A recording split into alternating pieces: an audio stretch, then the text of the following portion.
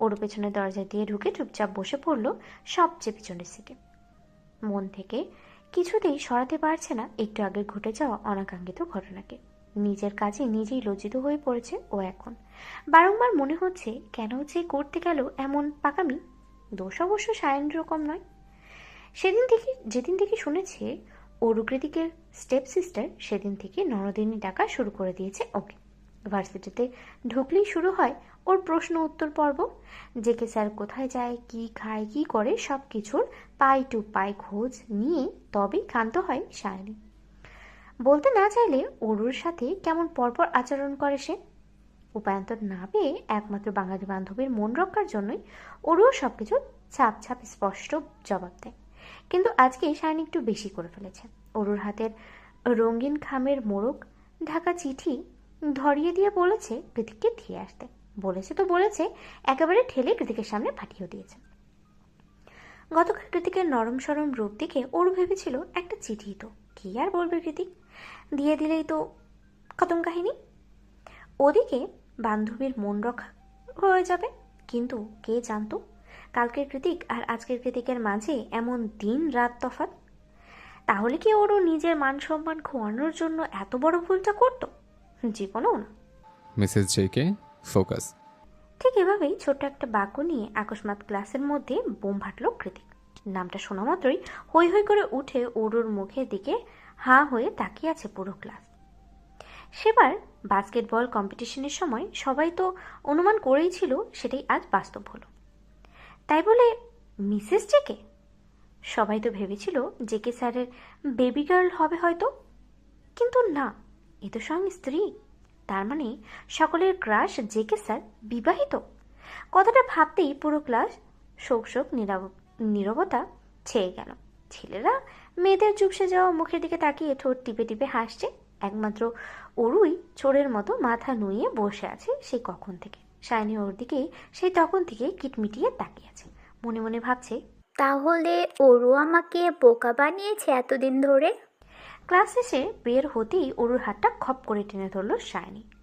কাঠগড়ায় দাঁড়ানোর আসামিদের মতো করে প্রশ্ন করলো, সত্যি করে বলো, এতদিন ধরে বোকা কেন বানালে আমাকে? আজকেও তো বলতে পারতে। অরু নিজের হাত ছাড়িয়ে বলল, আমি তোমাকে বোকা বানাইনি, যা সত্যি তাই বলেছি। এতদিন বলে এসেছো জেকে স্যার তোমার ভাই, আর এখন জেকে স্যার নিজেই তোমাকে মিসেস জেকে বলে সম্বোধন করলো। কোনটা সত্যি? অরু ঝাঁঝিয়ে উঠে বলল, দুটোই সত্যি। উনি আগে আমার স্টেপ ব্রাদার ছিলেন আর এখন স্বামী।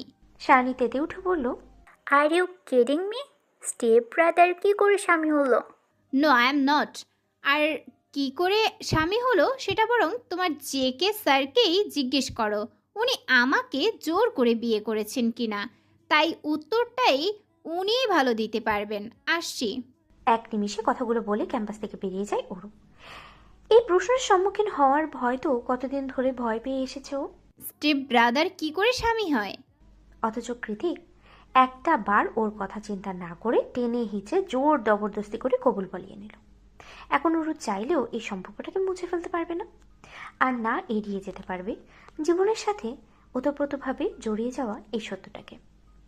একরাশ হৃদয়ের ব্যথায় কাতর অরু ভার্সিটি থেকে ফিরেই রুমের দুয়ারে খিল দিয়ে তলিয়ে গিয়েছে ঘুমের দেশে। আর ওঠেনি।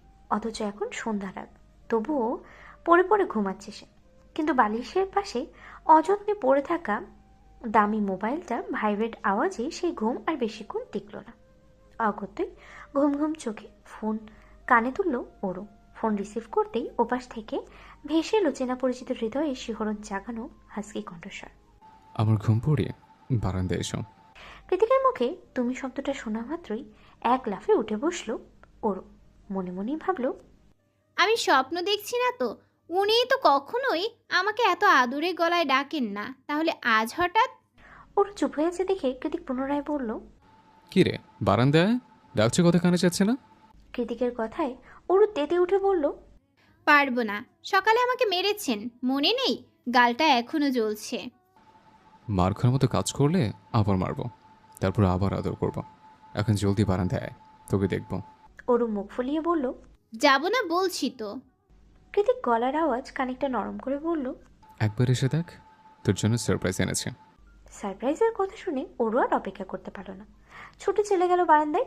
দেখলো আজ বাইক নয়, কালো মার্সিডিজের ডেকিতে হেলান দিয়ে দাঁড়িয়ে আছে কৃতিক। ওর কোলের মাঝে ঘাপটি মেরে বসে আছে ছোট্ট ডোরা। ডোরাকে দেখা মাত্রই ওরের মুখ আপনা আপনি হাঁ হয়ে গেল, দুহাত চলে গেল মুখের উপরে। শুকনো মুখটা মুহূর্তেই প্রসারিত হয়ে গেল খুশিতে। তারপর উচ্ছ্বাসিত কণ্ঠে ওরু বলল, ডোরা, আসছি আসছি, আপনি দাঁড়ান, আমি এক্ষুনি আসছি। কয়েক মিনিটের মাথাতেই 3 তলার সিঁড়ি ভেঙে নিচে নেমে এলো ওরু। ওর পরনে কৃতিকের কিনে দেওয়া পাজামা সেট, চুলগুলো মেসি বান করে উপরে তুলে বাঁধা। যেভাবে ঘুমিয়েছিল সেভাবেই নেমে এসেছে আজ। নিচে নেমে কাল বিলম্ব না করে ওরু দৌড়ে গিয়ে কৃতিকের কোল থেকে ডোরাকে তুলে নিল নিজের কোলে। কৃতিক অবাক হয়ে বলল, আজ এত তাড়াতাড়ি বের হলে কি করে?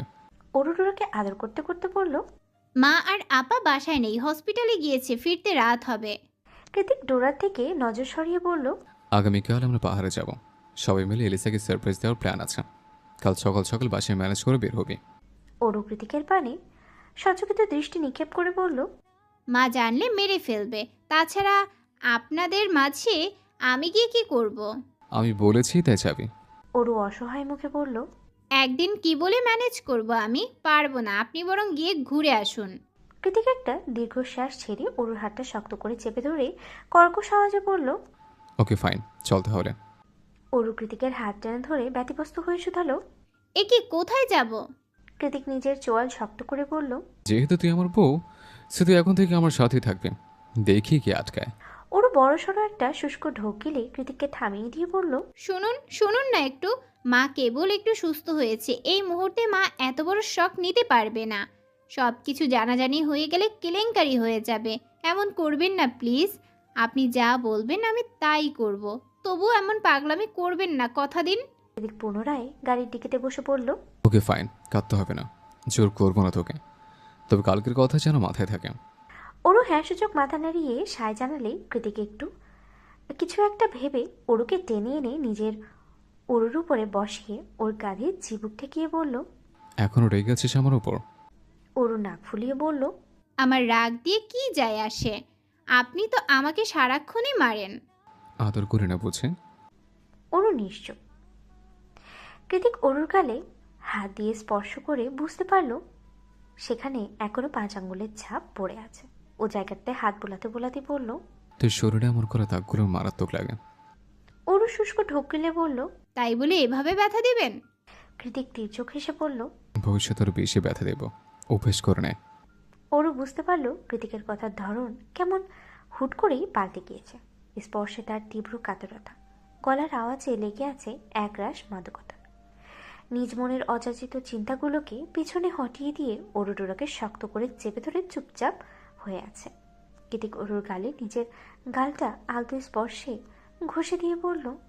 আমি ব্যথা দিয়েছি, আবার আমি আদর করে দিলাম। হার্টবিট মানে হৃদস্পন্দন, যা না থাকলে মানুষ মারা যায়। কৃতিক ওর গালের সাথে গাল মিলিয়ে বলল। তুই আমার কাছে তার চেয়েও বেশি।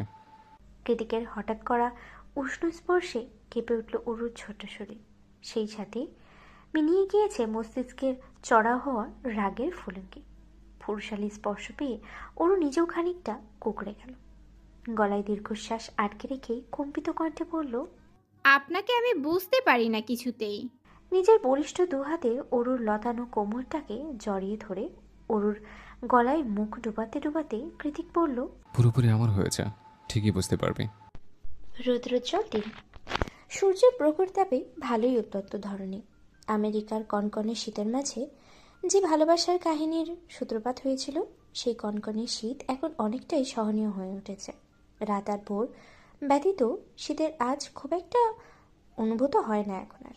এছাড়া আবহাওয়ার হুটহাট পরিবর্তন আমেরিকার নিত্য নৈমিত্তিক কাহিনী, এসবে খুব একটা গা ভাসালে চলে না। তবে আজ সত্যিই ব্যতিক্রম চারদিক।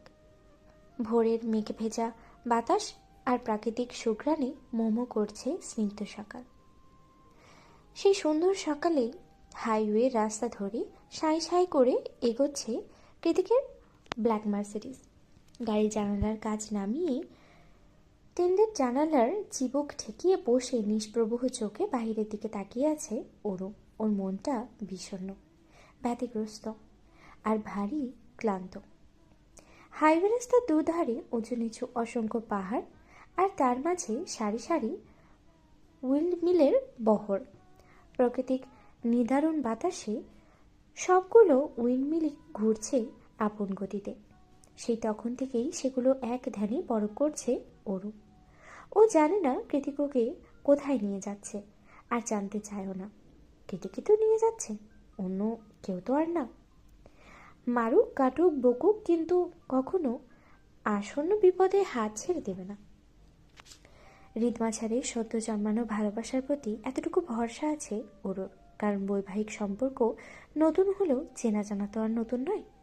প্রথমবার কৃতিকের সাথে আউটিংয়ে যাচ্ছে, অথচ অরুণ মন মস্তিষ্ক জুড়ে অজানা আতঙ্ক ভর করে আছে। বারবার মনে হচ্ছে কিছু একটা ভুল হচ্ছে, কিছু একটা ঠিক নেই।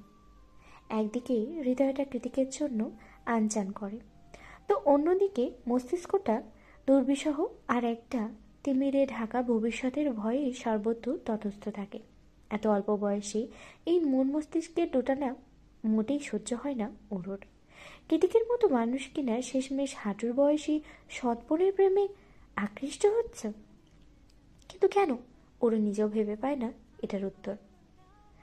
অবশ্য ভাবতে চায় না, কারণ আজকাল তো ও নিজেও কৃতিককে ছাড়া কিছু ভাবতে পারে না। কখনো নিজের পাশে কৃতিক ছাড়া অন্য কোনো পুরুষের মুখ কল্পনা করলেও গায়ে কাটা দেয় ওর। একটা সময় নিখিলের জন্য করা অযথা পাগলামিগুলো ভাবতে গেলে এখন শুধুই হাসি পায়। নিখিলকে আজকাল জোকার বই কি আর কিছুই লাগে না ওরুর চোখে, যার দরুন নিজের মনের ওপরই সন্দেহ জন্মেছে ওরুর। ও কি আদৌ নিখিলকে ভালোবেসেছিল? যদি ভালোই বাসবে, তাহলে কি করে এত তাড়াতাড়ি ভুলে গেল? ভালোবাসা কি ভোলা যায়? কৃতিকেও কি এভাবে চাইলেই ভুলে যেতে পারবে ওরু? আচ্ছা, কৃতিকতে ওকে ভুলে যাওয়ার সুযোগ দেবে কি? মনে তো হয় না। সে কখন থেকে অরু এক ধানে বাইরে তাকিয়ে আছে। কৃতিক অরুর দিকে দু একবার পরখ করে আবারও ড্রাইভিংয়ে মন দেয়। এভাবে মন মরা হয়ে কি ভাবছে এত মেয়েটাকে জানে। তবে সব কিছুরই তো একটা সীমা আছে। ওরু ভাবতে ভাবতেই সেই সীমা অতিক্রম করে ফেলেছে বহুক্ষণ আগে। কৃতিকের কাছে অরুর ব্যবহারটা এখন গা জ্বালানো আর বিরক্তিকর লাগছে। অরুর মলিন মুখটার দিকে তাকিয়ে স্থির চিত্ত কেমন ব্যথা হয়ে উঠেছে ওর। কিন্তু কৃতিক খুব সহজে তো নরম হতে জানে না, আর না হৃদয়ের ব্যথাটা অহরহ প্রকাশ করে দিতে পারে। তাই ভালোভাবে মন্দ লাগা ভালো লাগা দুটোতেই একই মুখভঙ্গিমা প্রতিলক্ষিত হয় ওর মাঝে। অজাতেই হুটহাট মেজাজ হারিয়ে কাঠিন্যতা ছাড়িয়ে পড়ে শরীরের রঞ্জে রঞ্জে। এবারও ঠিক তাই হলো। কখন থেকে মেজাজ চড়াও হয়ে গেল টের পায়নি কৃতিক। অরুকে কোনোরূপ ভালো মন্দ জিজ্ঞেস না করেই চোয়াল শক্ত করে স্পিড মিটারের কাঁটার 100-র উপরে গতি তুলেছে মুহূর্তেই। এতক্ষণ ধরে চিবোতে থাকা চুইংগামটা তীক্ষ্ণ চোয়ালের এপাশ থেকে ওপাশে নিতে নিতে ভাবলেশ নজরে সামনে তাকিয়ে এমন উদ্ভ্রান্তের মতো হুশ করে গাড়ি চালাচ্ছে সে, যেন আশেপাশে কোনো কিছুই হয়নি, সবকিছুই স্বাভাবিক। ওকে হঠাৎ করে গাড়ির স্পিড দ্বিগুণ বেড়ে যাওয়ার আচমকা আটকে ওঠে অরু। হঠাৎ করে বাতাসের তীব্র ধাক্কা চোখে মুখে কাচের মতো এসে বিঁধল। ওর সঙ্গে সঙ্গে জানালা থেকে মুখ সরিয়ে আতঙ্কিত দৃষ্টি নিক্ষেপ করলো কৃতিকের পানে। কৃতিক আগের মতোই চুইংগাম চিবোচ্ছে। চোখে তার বিলাসকৃতির রোদ চশমা, পরনে ব্ল্যাক ওভারসাইজ হুডি, লম্বা ঘাড় ছুঁই ছুঁই চুলগুলো এলোমেলো হয়ে কপালে পড়ে আছে। এই কৃতিকে দেখলে ঠিক যতটা না সুন্দর লাগছে, ওর মুখে লেগে থাকা কপট হাসিটা তার চেয়েও ভয়ঙ্কর লাগছে। সেই কখন থেকে ওরও এক ধারে তাকিয়ে আছে দেখে এবার নীরবতা ভেঙে কৃতিক সামনে দৃষ্টিপাত করেই ওরকে প্রশ্ন ছড়ে, কি দেখছিস এত মন দিয়ে? ওরা নির্লিপ্ত কণ্ঠে জবাব দেয়, দেখছি আপনি কতটা হার্টলেস। কৃতিক চোয়াল শক্ত করে জবাব দেয়, হার্টলেস নই ওরও। কৃতিকের কথায় ওরুর অভিমানে ভাটি পড়ল। মনের মাঝে জমাট বাঁধা কালো মেঘের কোলে উকি দিল সূর্যকিরণ। ও বলল, তাহলে এভাবে গাড়ি চালিয়ে কিসের হুমকি দিচ্ছেন? কৃতিক গভীর কণ্ঠে বলল, ফোকাস অন মে। ওরু সিটের উপরে দুপা তুলে দিয়ে কৃতিকের দিকে তাকিয়ে মলিন মুখে বলল, আপনাকে নিয়েই তো ভাবছিলাম কবে হয়ে গেলেন এতটা আপন। আপনার জন্য কি সুন্দর বানিয়ে বানিয়ে হাজারটা মিথ্যা কথা বলে মা আর আপাকে বোকা বানিয়ে বের হয়ে এলাম। আমি সত্যি পাল্টে গিয়েছি। অরুর এরূপ প্রতিউত্তরের সাথে সাথেই স্পিড মিটারের গতি সহই ধীর হয়ে গেল। সানগ্লাসের আড়ালে আগ্নেয়গিরির লাভার মতো জ্বলন্ত চোখ দুটো মুহূর্তেই শান্তরূপ ধারণ করলো কৃতিকের। কৃতিক চুপ হয়ে আছে দেখে অরু পুনরায় বলল, না আপনাকে আমি হৃদয় থেকে মুছে দিতে পারছি, আর না আপনাকে নিয়ে সুন্দর বৈবাহিক স্বপ্ন দেখতে পারছি। শুধু মনে হচ্ছে আপনি ছাড়া আজকাল আমি অচল। আপনাকে আমার প্রয়োজন, নয়তো বুকের ভেতরটা হরহামেশাই পুড়ে যাচ্ছে। এ কেমন দহন! আমি কি প্রেমে পড়েছি আপনার? অরুর শেষ কথাতে গাড়িটা এবার পুরোপুরি থামিয়ে দিল কৃতিক। হুট করে গাড়ির ব্রেক কষাতে অরু একটু হুড়মুড়িয়ে উঠল, কিন্তু কৃতিক ওকে পড়ে যাওয়ার বিন্দুমাত্র সুযোগ না দিয়েই টান মেরে নিয়ে নিজের কোলের উপরে বসালো। আকস্মাৎ ঘটনা প্রবাহে অরু নিজেও ভ্যাবাচেকা খেয়ে চোখের পলক ফেলতে লাগলো বারবার। নিজেকে সামলানোর জন্য কৃতিকের হুডি খামচে ধরে অস্ফুট স্বরে বলল, গাড়ি থামালেন কেন হঠাৎ? এসে গিয়েছি বুঝি? কৃতিক অরুর পিঠের দিকে হালকা ধাক্কা দিয়ে নিজের দিকে টেনে এনে বলল, এতটা দুর্বল করে দেওয়ার কি মানে ওরু? তুই কি চাস আমি গাড়ি চালাতে না পেরে অ্যাক্সিডেন্ট করে মরে যাই? অরু বিস্মিত কণ্ঠে বলল, এসব কি বলছেন? নয়তো এসব বলে কেন দুর্বলতা বাড়াচ্ছিস? নিজেকে কন্ট্রোল করতে না পারলে আমি কিন্তু গাড়িতেই তোকে। কিছু একটা ভেবে থেমে গেল কৃতিক। অতপর শুষ্ক ঢোক গিলে ছোট ছোট বেবি হেয়ারগুলো কানের পেছনে গুজে দিতে দিতে নরম সুরে বলল, I feel your pain Oru. খুব শীঘ্রই সব কিছু ঠিক হয়ে যাবে। তুই বললে আমি এখনই সব কিছু ঠিক করে ফেলতে পারি, কিন্তু বারবার তোকে জোর জবরদস্তি করতে চাইছি না, তাই সময় দিচ্ছি। তাই বলে এই না যে আমি ভবিষ্যতেও চুপ করে থাকবো। সময় হলে আমার ওরুকে আমি ঠিকই ছিনিয়ে নেব। আই রিপিট, ছিনিয়ে নেব। এখন এসব নিয়ে ভাবিস না জান, আমার উপর একটু ভরসা রাখ, আমি তো আছি। ওরও কিছুই বলছে না, অবাক দৃষ্টিতে কৃতিকের পানে তাকিয়ে আছে। এই লোক এত সুন্দর করে বোঝাতেও পারে! মাত্র কয়েকটা বাক্য দ্বারা কি সুন্দর হৃদয়ে বইতে থাকা জলোচ্ছ্বাসের মতো উত্তাল ঢেউকে নিমিষে শান্ত করে কানায় কানায় ভরিয়ে দিল। ওরও তাকিয়ে আছে কৃতিকের দিকে, বলল, you have to promise me, আর এসব নিয়ে মন খারাপ করবি না। অরু এবার ঠোঁট উল্টে বাচ্চাদের মতো হ্যাঁ না দুটোই মাথা নাড়ল। অরুর কাণ্ডে কৃতিক সামান্য হেসে বলল, তুই আমার থেকে অনেক বেশি ছোট ওরু। তুই অনেক কিছু শেয়ার করতে দ্বিধাবোধ করিস, লজ্জিত হোস। এই তো অযথা ভাবনার কিছুই নেই। আমাদের মধ্যে সেরকম স্বামী স্ত্রীর স্বাভাবিক সম্পর্ক এখনও তৈরি হয়নি। এই দ্বিধার সংকোচটুকু তাই অস্বাভাবিক কিছু নয়। তাই বলে এই না যে আমরা কখনো নর্মাল স্বামী স্ত্রীর মতো হব না। তুই আমার থেকে বয়সে খুব ছোট বলে আমি তোকে ছেড়ে দেব। কখনো নিজের একান্ত ব্যক্তিগত চাহিদাগুলোকে তোর সামনে উত্থাপন করব না। এটা ভেবে থাকলে এখনো ভুলের মধ্যে আছিস জান। একটা সময় আসবে যখন তোর শরীর সম্ভ্রম দিয়ে নয়, আমার শরীর দিয়ে ঢাকা থাকবে। তোর ফর্সা ত্বকের কাছে কাছে শুধুমাত্র আমার তৈরি করা ক্ষত থাকবে, আর সেটা তুই খুশি মনে ভালোবেসে গ্রহণ করবে। তখন দেখবি এই দ্বিধা, এই জড়তা কোনো কিছু আর অবশিষ্ট থাকবে না। তোর আমার সব কিছু মিলেমিশে একাকার হয়ে যাবে। তখন তুইও আমাকে নিয়ে বৈবাহিক স্বপ্ন দেখবি, আই সোয়ার। এতক্ষণ তো ভালোই বোঝাচ্ছিল, কিন্তু হুট করেই কি থেকে কিসের মাঝে চলে গেল কৃতিক। একে তো দুপা ছড়িয়ে কৃতিকের কোলের উপরে বসা, তার উপরে কৃতিকের এমন লাগাম ছাড়া জ্ঞান দান সব মিলিয়ে মাথা নুইয়ে চুপচাপ বসে বসে আঙ্গুল দিয়ে কৃতিকের হুডির ফিতে ধরে টানাটানি করছে ওরু। গলাটা শুকিয়ে কাঠ হয়ে উঠেছে, কান দিয়ে ধোঁয়া বের হচ্ছে। এই মুহূর্তে এক পা নাড়াচাড়া তো দূরে থাক, মাথা তুলে কৃতিকের উপরে ভাসা ভাসা চোখের দিকে তাকানোর শক্তিটুকু অরুর মাঝে অবশিষ্ট আর নেই। অরু কৃতিকের খোলামেলা কথায় বেশ লজ্জা পেয়েছে। ব্যাপারটা বুঝতে পেরে কৃতিক ইচ্ছে করেই ওকে লজ্জার সাগরে ডুব দিতে বলল, do you like this position that much? কৃতিকের কথার আসল মানে বুঝতে পেরে অরু হকচকিয়ে বলল, ছাড়ুন, আমি নামবো। কৃতিক ওকে টেনে ধরে বলল, নো, এখানে বসে থাক। সময় হলে দুজন একসাথেই নামবো। অরুর লজ্জায় মরে যেতে ইচ্ছে করছে। কেউ শুধু শুধু অহেতুক গাড়ির মধ্যে এভাবে কোলে বসিয়ে রাখে, মানুষ কি বলবে? কৃতিক যে এতটা লাগামহীন নির্লজ্জ প্রকৃতির লোক সেটা আজ প্রথমবার উপলব্ধি করলো অরু। মনে মনে কৃতিকের উপরে চড়াও হয়ে ওর বলল, আমার আগেই বোঝা উচিত ছিল এই লোক সুবিধার না, যে সারাক্ষণ ডার্ক রোমান্টিক অডিও বুক শুনে সময় পার করে, সে কিভাবে ভদ্রলোক হতে পারে? কৃতিক সেই কখন থেকে কোলের উপরে বসিয়ে রেখেছে অরুকে। ওদিকে অরুর প্রচণ্ড বিরক্ত লাগছে এভাবে বসে থাকতে। কতক্ষণ এভাবে বসে বসে কালো হুডির কালো বিশ্লেষণ করা যায়? কালো দেখতে দেখতেই চোখ ধরে এসেছে ওর, তাই টিকতে না পেরে নীরবতা ভেঙে অরু শুধালো, আপনি আমার শরীরের ক্ষত কেন করবেন? আপনি কি ডাকাত? কৃতিক এতক্ষণ ব্যাক সিটে মাথা এলি দিয়ে চোখ বন্ধ করে রেখেছিল। হঠাৎ অরুর এমন প্রশ্ন শুনে নিজের হাত দিয়ে অরুর ঘাড়টা সামনে টেনে ওর মুখের কাছে মুখ নিয়ে হিসিয়ে বলে, I like dark romance baby. নরম সরম আদরে আমার পোষায় না। আমি যেখানে টাচ করি সেখানে ক্ষত বানিয়ে তবে ছাড়ি। এজন্যই বলি, এখন সময় দিচ্ছে, নিজেকে প্রস্তুত কর। ছোটবেলা মোটেই ছেড়ে দেব না।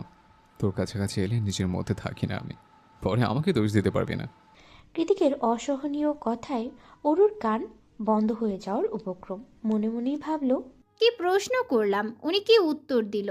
এই লোকের মাথায় কি সবসময় এসব ঘোরে? ছ্যা! কৃতিক আবারও ব্যাক সিটে মাথা এলিয়ে দিয়েছে।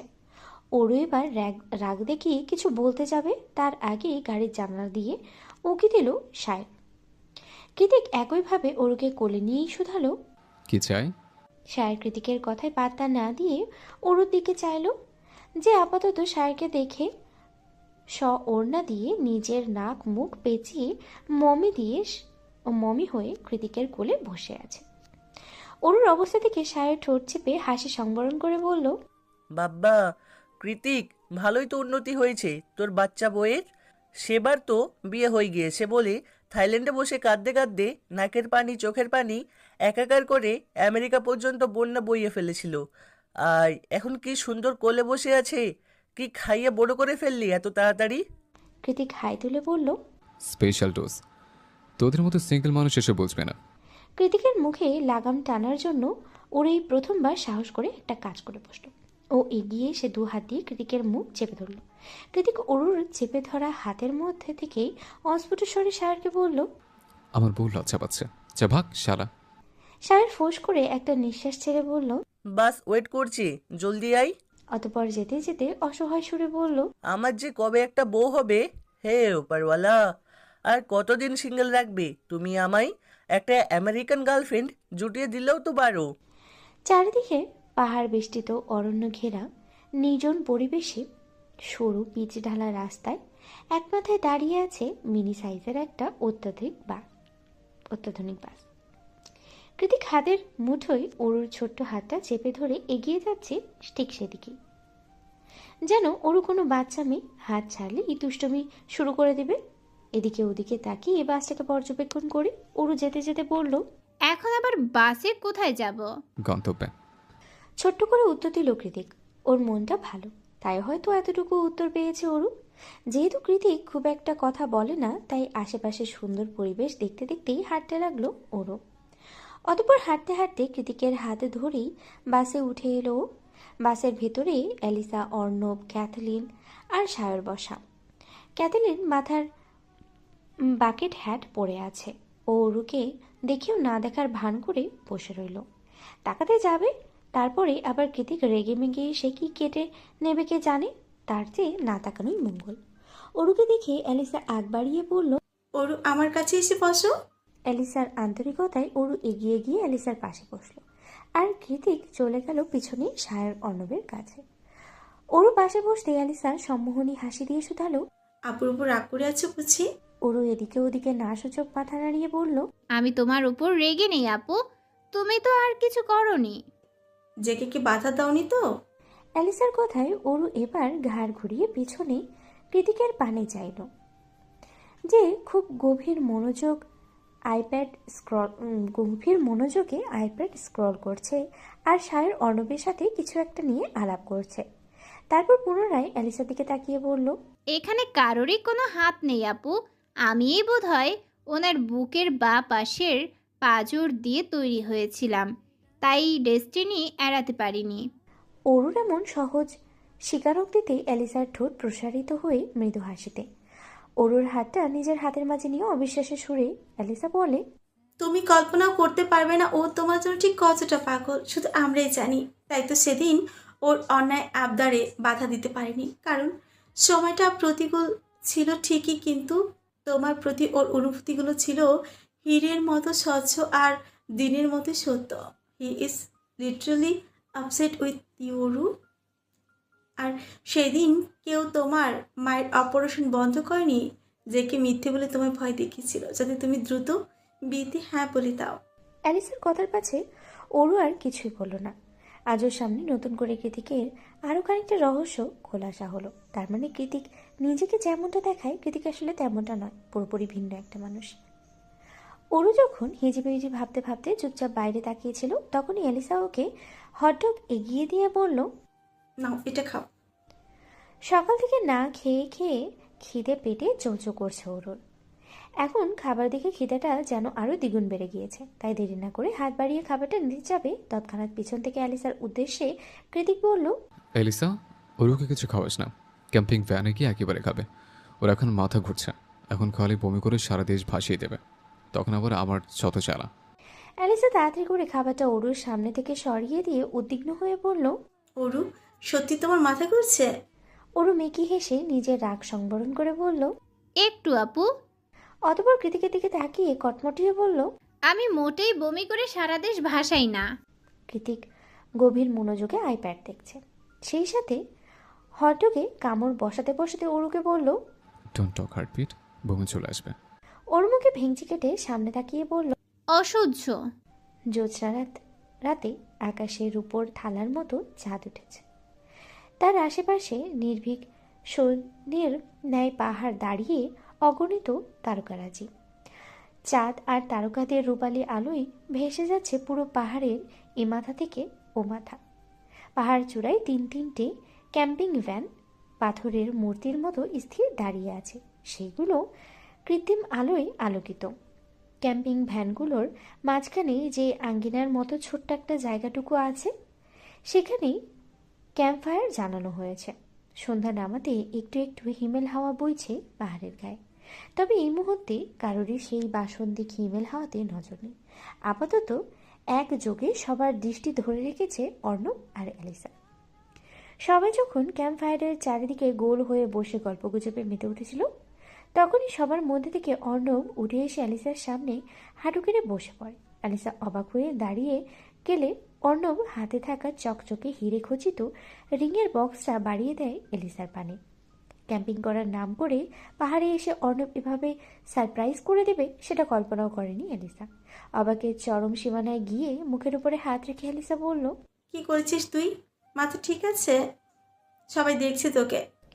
অর্ণব বলল, দেখুক, এখানে সবাই আমার ভালোবাসার পাগলামিগুলো দেখে দেখে অভ্যস্ত এলিসা।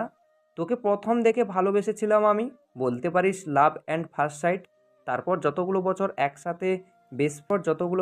একসাথে বেস্ট ফ্রেন্ড হিসেবে কাটিয়েছি, তোর প্রতি ভালোবাসাটা আমার বেড়ে গিয়েছে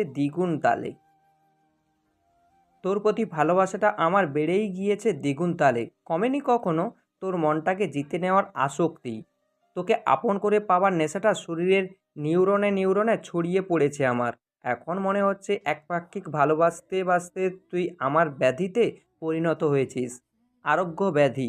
আমার এই আরোগ্য ব্যাধি সারতে তোকে বড্ড প্রয়োজন এলি। তুই কি পারবি না নিজেকে আমার নামে লিখে দিতে? এই মুহূর্তে আমাকে ফিরিয়ে দিলেও আমি এ জীবনে তোর পিছু ছাড়ব না। তুই এটা ভালো করেই জানিস, আর আমিও এটা যে জানি তুই আমাকে ভালোবাসিস। তাই বলছি Elisa, will you be mine for a lifetime commitment? Alisa চুপচাপ দাঁড়িয়ে আছে। হ্যাঁ না কিছুই বলছে না দেখে অর্ণব পুনরায় বলল, এখন ফিরিয়ে দিলে অসুবিধা নেই, আমি আবার তোকে প্রপোজ করব। সমস্যা নেই। তোকে ভালোবাসতে ভালোবাসতে এমনিতেই বন্ধুমল নির্লজ্জ খেতাব প্রাপ্ত আমি। অর্ণবের শেষ কথায় ডুকরে কেঁদে উঠল অ্যালিসা। কাঁদতে কাঁদতেই হেঁচকি টেনে বলল, কে বলেছে আমি তোকে ফিরিয়ে দিব? আমি কি এতটাই খারাপ যে নিজের ভালোবাসার মানুষের মন বুঝতে পারিনি? অর্ণব একগাল হেসে বলল। তাহলে হাতটা দে, রিং পরাই। অ্যালিসা তৎক্ষণাৎ নাট টেনে হাত বাড়িয়ে দিল। অর্ণব অ্যালিসার অনামিকা আঙ্গুলে রিং পরিয়ে দিয়ে দাঁড়িয়ে চট করে অ্যালিসার ঠোঁটে ঠোঁট ডোবাল। ওদের এই গভীর প্রেম নিবেদন এতক্ষণ মন দিয়ে দেখছিল ওরু। ভালোই লাগছিল এমন ভালোবাসার পূর্ণতা দেখতে। কিন্তু হঠাৎ করেই এভাবে সবার সামনে এতটা অন্তরঙ্গ আলিঙ্গন দেখে সংকোচে চোখ সরিয়ে ফেলল ওরও।